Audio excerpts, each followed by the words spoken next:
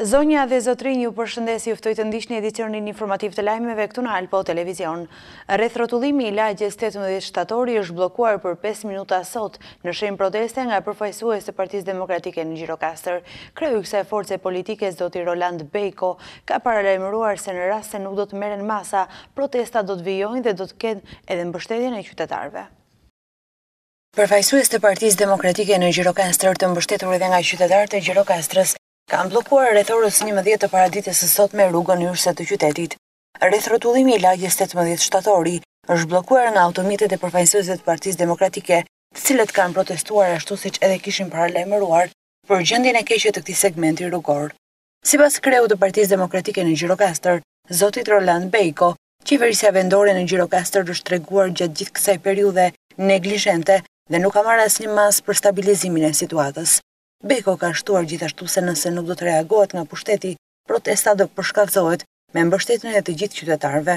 Sot jemi këtu siç e kishim njoftuar para disa ditësh për të organizuar një protestë simbolike ndaj mosreagimit të qeverisë qendrore dhe pushtetit lokal për këtë rrugë të keqe, për këtë aks që lidh Gjirokastrën me rrugën nacionale, por jo vetëm për këtë, por edhe për të gjithë shkatrimin që është bërë rrjetit të brendshëm të rrugëve në Gjirokastër, pasi është bërë jashtëzakonisht shumë e vështirë kjo gjendje për qytetarët, për mjetet e tyre, por edhe për estetikën e qytetit Gjirokastrës. Qyteti Gjirokastrës është qytet i UNESCO-s dhe nuk e meriton këtë neglizhencë nga qeveria qendrore, nuk e meriton këtë neglizhencë nga pushteti vendor, edhe pse kanë reaguar mediat, kanë reaguar qytetarët, ne si opozitë në javët e kaluara dhe shohim që reagimi i pushtetit është për dëshiruar, vlen për të dëshiruar.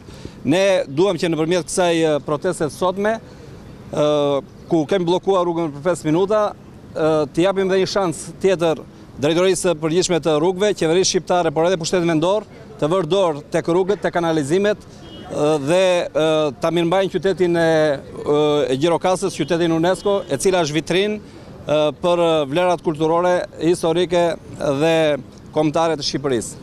Nëse nuk do të merren masa, do të ketë sërish? Nëse nuk do të merren masa, nga 5 minuta do të kalojë në një kohë më të gjatë të bllokimit të rrugës, derisa jo vetëm ky aks, por edhe akset të tjera, arteriet të tjera të brendshme të qytetit Gjirokastrës të rregullohen, pasi punimet e kryera me sebeb për ujësjellsin apo për 20 linjën elektrike të 20 kV e kanë shkatruar rrjetin e brendshëm të qytetit Gjirokastrës dhe ditë më të vështira, ditë më të këqija se sa këto, asnjëherë Gjirokastra nuk ka përjetuar për sa i përket mirëmbajtjes së rrugëve, të kanalizimeve, por edhe pastërtisë së qytetit, ujë të pishëm e kështu me radhë. Problemet sociale në Gjirokastër janë shumë të mëdha dhe ne këtu jemi thjesht për të shprehur gjithë pakënaqësinë e qytetarëve të Gjirokastrës, të cilët na kanë mbështetur dhe na kanë inkurajuar për këtë iniciativë të sotme. Reagimet që ka ndërmarrë Partia Demokratike në Gjirokastër prej shumë muajsh kanë qenë të duhurat. Jo vetëm që kemi reaguar, por kemi dhënë dhe zgjidhje për problemet të shumta të qytetit Gjirokastrës, për sa i përket infrastrukturës, por edhe zhvillimit të qytetit, pra zhvillimit ekonomik, pasi papunësia është jashtëzakonisht shumë e lartë në qytet dhe vetëm për këtë vit nga Gjirokastra, në bazë të statistikave, janë larguar rreth 4500 qytetarë. Pra, është një alarm i madh për Gjirokastrën dhe them që Gjirokastra në këto 25 vite jeton momentet e saj më të vështira, qoftë në planin ekonomik, qoftë në planin infrastrukturor. Edhe pse janë bërë disa punime të cilat kanë qenë të nevojshme për sa i përket rrugëve, ato nuk e kanë zgjidhur problemin e trafikut, të transportit apo dhe të higjienës në qytetin e Gjirokastrës. Aksioni opozitar që ka nisur do të vazhdojë në të ardhmen në bazë të vendimeve që do të marrin forumet e Partisë Demokratike, por edhe vullneti i qytetarëve të Gjirokastrës. Protestat do të përshkallëzohen nëse nuk do të vijë dorë dhe do të kalojë kështu me indiferencë. Është e pafalshme kjo situatë ku një rreshje sado e lehtë të bjerë në qytetin e Gjirokastrës, pra rreshje të shiut, menjëherë krijohet një situatë përmbytje e gjithanshme. Prandaj mungesa e kanalizimeve dhe papërgjegjshmëria në ndërtimin e infrastrukturës do të marrë fund një herë mirë nëpërmjet reagimit qytetar, por edhe reagimit opozitar. Prej disa muajsh segmenti i poshtëm dhe arteria më kryesore e qytetit përballet me këtë gjendje skandaloze, e cila vështirëson trafikun, dëmton automjetet e qytetarëve dhe mbi të gjitha në kohën me shi shndrohet në një mini liçen të pakalueshëm për shkak të mos funksionimit edhe të kanaleve kulluese. Autoriteti i kontrollit ushqimor në Gjirokastër ka zhvilluar sot analizën vjetore të punës së bërë nga inspektorët, por dhe nga kjo drejtori përgjatë vitit 2015. Gjithashtu u vënë në dukje edhe detyrat për vitin 2016. Autoriteti i kontrollit ushqimor në Gjirokastër ka zhvilluar sot analizën vjetore të punës së bërë nga inspektorët dhe nga kjo drejtori përgjatë vitit 2015. Për të parë nga afër rezultatet si dhe për të njohur me problemet e AKU-s në Gjirokastër, ka qenë i pranishëm edhe zoti Kreshnik Todaj, i cili gjatë fjalës së tij ka kërkuar nga inspektorët dhe gjithë stafi i AKU-s respektimin e ligjit dhe mos lejimin e abuzimeve që dëmtojnë rënd konsumatorin gjirokastrit. Ju falenderoj për punën që keni bërë për 2015-ën.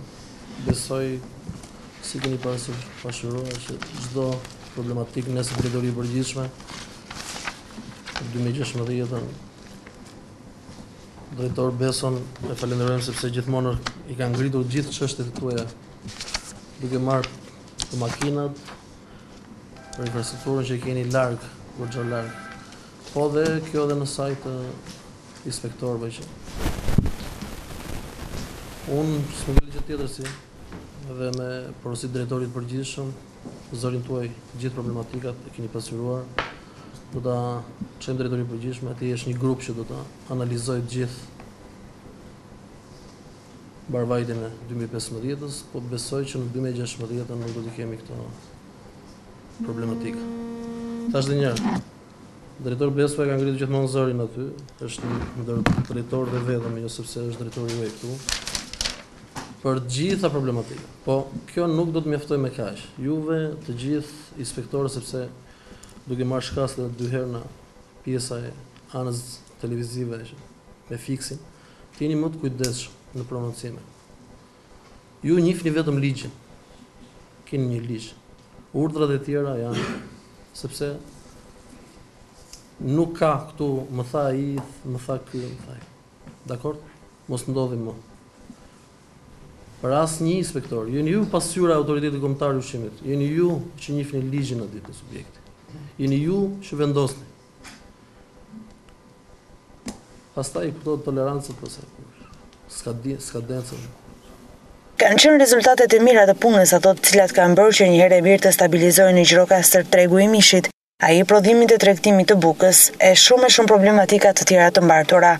Por problem mbetet ende tregtimi në ambiente të hapura dhe këta tregtar nuk kalojnë në sitën e AKU-s.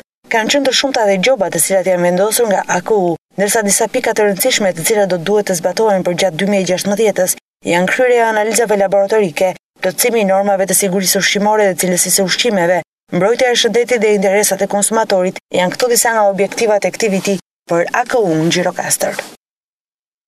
Në rrjetin social Facebook, kreu i Partisë Demokratike zoti Roland Beko ka publikuar një foto ku vijnë re disa dele të cilat kullosin në lulishten e spitalit rajonal Omer Nishani. Sipas tij, kjo është mënyra se si trajtohen edhe njerëzit nga rilindja. Në rrjetin social Facebook, kreu i Partisë Demokratike ka publikuar një foto ku vijnë re disa dele të cilat kullosin në lulishten e spitalit rajonal Omer Nishani. Kreu i Partisë Demokratike shkruan kështu në postimin e tij: pamjet vijnë nga Spitali Rajonal Omer Nishani Gjirokastër. Drejtuesit e këtij institucioni publik kanë menduar që të japin një dorë zhvillimit të blegtorisë, për të cilën shquhet zona jon. Ky është fiks institucioni ku rilindja e trajton njësoj si ata që janë të shtruar në pavion dhe ata që kullosin në barin e lulishtes. Përfundon publikimin e tij Roland Beko, kreu i Partisë Demokratike Gjirokastër. Vijojmë të tjera informacione, banorët e vendit quajtur Katrori në lagjen 18 shtatori janë ankuar sot për mos funksionimin e kanaleve kulluese të cilat janë bllokuar dhe nuk kryejnë funksionin e tyre. Problemet e qytetarëve të Gjirokastrës janë nga më të ndryshmet. Kryesisht, problemet më kryesore kanë të bëjnë me rrugët e paasfaltuara, pastërtim në rrugët kryesore ato dytësore, por gjithashtu shpesh ata janë ankuar edhe për kanalizimet e ujrave të zeza e ato të ujrave të bardha. E tillë është edhe shqetësimi që paraqet ky banor i cili jeton në vendin e quajtur Katrori. Ai po se gjatë gjithë dimrit, kanali që po shikoni në ekran nuk kryen funksionin e tij, për shkak se është bllokuar. Vetëm një vit më parë u ndërhyrë në këtë segment, duke bërë sistemimin e kanaleve kulluese. E megjithatë, puna nuk vijoi në të gjithë rrjedhën e kanaleve duke sjellë këtë situatë, të cilën po e vuajnë sot banorët të këtij bloku. Shqetësimi tim kryesor është këtu se gjatë periudhës dimrore, shiu që bie, Bashkia ka punuar jashtëzakonisht mirë deri në një farë vendi që ka ardhur poshtë. Mirë po, nga ana e poshtme pastaj e deri që kanali është i bllokuar, e kupton? Frihet se s'ka se ku të kaloj dhe mbushet gjithë pjesa e pallateve mbushet me ujë.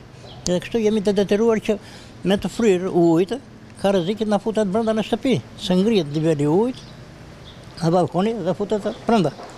Prandaj neve i kemi vajtur dhe në bashki që vajtëm mi them edhe në kryetarit, edhe na tha që do vi, me qenë se ai ka bërë një punë të mirë këtu, është treguar shumë i sjellshëm me neve, kupton, edhe shumë i dashur, dhe tha do të vim.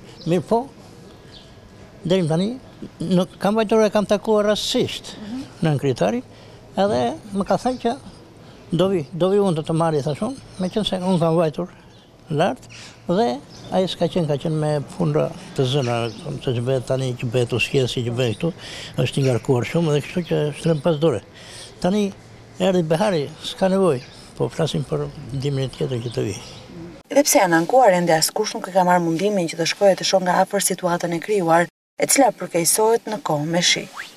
Lëvizja Socialiste për Integrim Dega Gjirokastër ka filluar organizimin e zgjedhjeve në të gjitha nivelet e saj, si dhe në organizatat e Lëvizjes së Gruas për Integrimin dhe Lëvizjes Rinore për Integrim.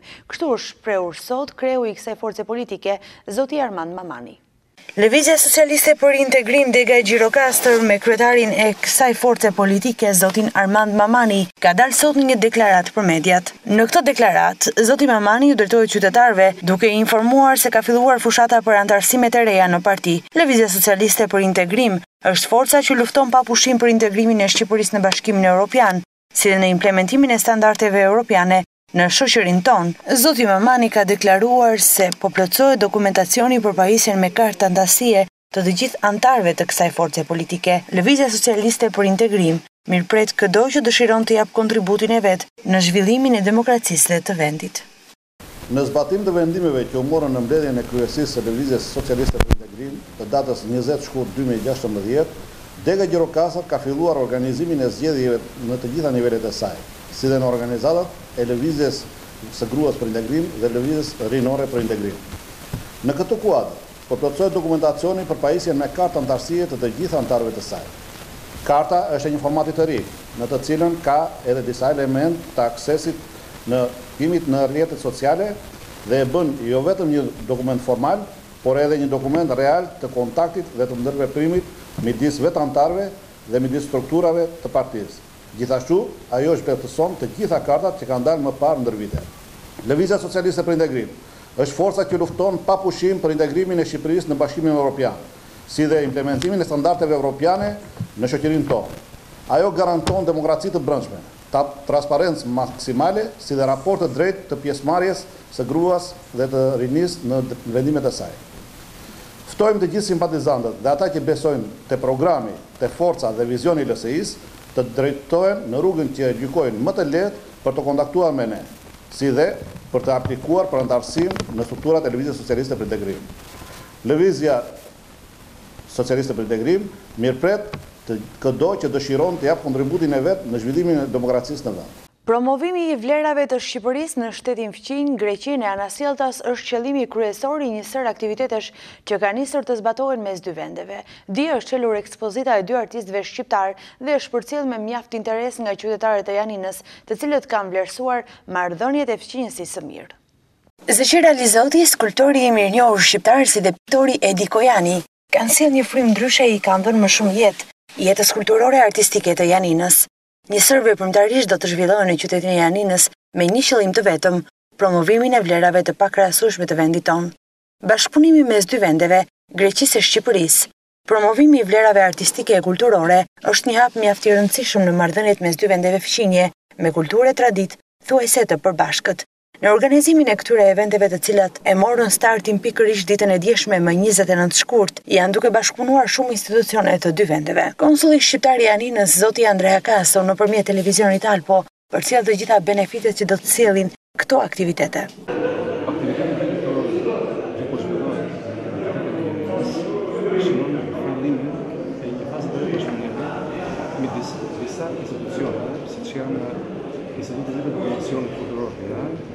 Bashkia e Janinës, kësaj, shoqata shqiptare e turizmit, shoqata e hotelierëve tek se të konsulat e përgjithshme e Republikës së Shqipërisë në Janinë. Rezultatet e bashkëpunimi do të jenë në server punëtarisht kulturore dhe artistike, do zhvillohen në rajonin e Janinës dhe Mëngjerë.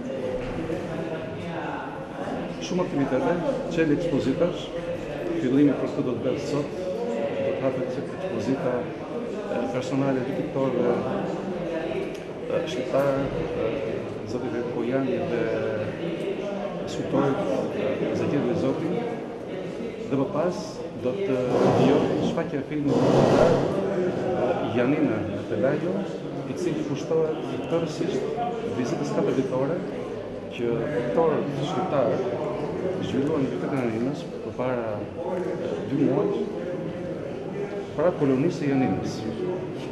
Qëllimi i këtyre dokumentarive është promovimi i Shqipërisë, i vendit tonë, i kulturës sonë, i muzikës sonë, i artit dhe traditave tonë. Punimet e 2 artistëve shqiptar, pikturat e mrekullueshme të Kojanit, ku paraqitej me plot ngjyra natyra e mrekullueshme e Janinës dhe pikat e saj më të bukura, si dhe punët e skulptorit Ali Zoti, u ndoshën me mjaft interes nga të ftuarit, nga miqt, nga qytetarët e Janinës, si dhe të pranishmit e tjerë, të cilët vlerësuan mbi të gjitha frymën e bashkëpunimit mes 2 vendeve, si dhe erën e re që po përcjellet mes artit. Zonja dhe zotrin, ka qenë gjithçka e përgatitur për këtë edicion informativ lajmesh. Unë ju falenderoj për vëmendjen që na kushtuat. Ju uroj shikim të këndshëm të programeve tona në vazhdim. Bashkë, mirupafshim.